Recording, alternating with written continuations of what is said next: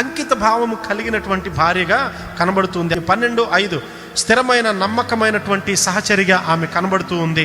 దేవుని పిలుపును అనుసరించి అజ్ఞాతంలోనికి వెళ్ళిపోవడానికి తన సుఖవంతమైనటువంటి స్వదేశాన్ని విడిచిపెట్టి ఆయన ఎక్కడికి రమ్మంటే అక్కడకు కూడా వెళ్ళిపోయిందండి.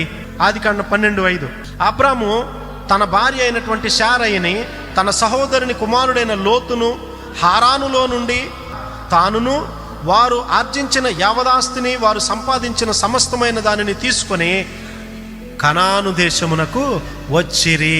ఆమెకున్నటువంటి సమస్తాన్ని విడిచిపెట్టి భర్త ఎటంటే అట్టే బయలుదేరి బయటకు వెళ్దామంటే ఎక్కడికి?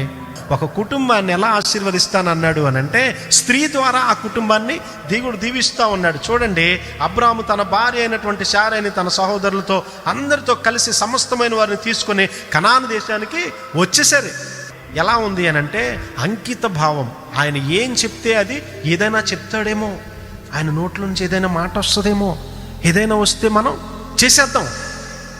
ఆయన పూర్తిగా చెప్పకముందే ఆమె సిద్ధంగా ఉంది. అంకిత భావము అంటే భర్త ఏం చెప్తే దానిని చేయడానికి సిద్ధంగా ఉన్నటువంటి స్త్రీ ఇక్కడ మనకు కనబడుతూ ఉంది.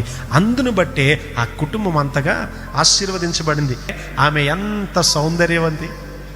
ఈ రోజుల్లో కొద్దిగా అందం ఉంటే వారిని మనం అసలు ఆపలేము. కానీ శారమ్మ గారు ఎంత అందమైనటువంటి స్త్రీ!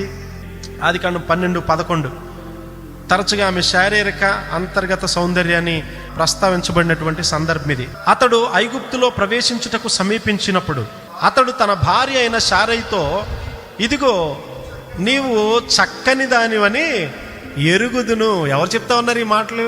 భర్తే చెప్తా ఉన్నాడు.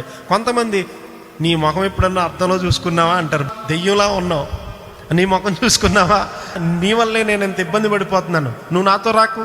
ఇద్దరు నడుస్తూ ఉంటారు, అతను ముందు వెళ్ళిపోతూ ఉంటాడు, చాలా దూరంలో ఉంటాడు. అప్పుడు ఈమె ఎక్కడో నడుస్తూ ఉంటుంది. ఎందుకంటే ఇద్దరు కలిసి నడవడం ఇష్టం ఉండదు, కలిసి బండి మీద వెళ్ళడం ఇష్టం ఉండదు, కలిసి కారులో వెళ్ళడం ఇష్టం ఉండదు. నువ్వు చాలా బాగుంటావు. ఎవరు చెప్తా ఉన్నారు ఈ మాటలు? భర్తే చెప్తా ఉన్నాడు. నీ అందాన్ని ఎవరు పొగడాలి? పక్కింటోడు ఎవడో నువ్వు బంగారం అన్నాడంట, ఈయన చంపేసి ఆడితే వెళ్ళిపోయింది. నువ్వు చాలా అందంగా ఉన్నావు అన్నాడంట, కుక్కర్లో పెట్టేసింది, మొత్తం ఉడకబెట్టేసిందండి. నువ్వు చాలా బాగున్నావు అన్నాడంట, అంతే డ్రమ్ములో పెట్టేసింది. నువ్వు చాలా బాగున్నావు అన్నాడంట, టైల్స్ లేపేసి కింద పెట్టేసి టైల్స్ వేసేసింది. ఏంటి ఈ విపరీతం? అందుకే వేరే వాడికి ఛాన్స్ ఇవ్వకండి బాబు, దయచేసి. మీరు ముందు మీ భార్యలను పొగడండి, సంతోషింపజేయండి. మీరే బాగా చెప్పేస్తే కనుక ఇంకొకళ్ళు ఎవరో చెప్తే ఆల్రెడీ మా ఆయన గారు ముందే చెప్పాడని చెప్తారు.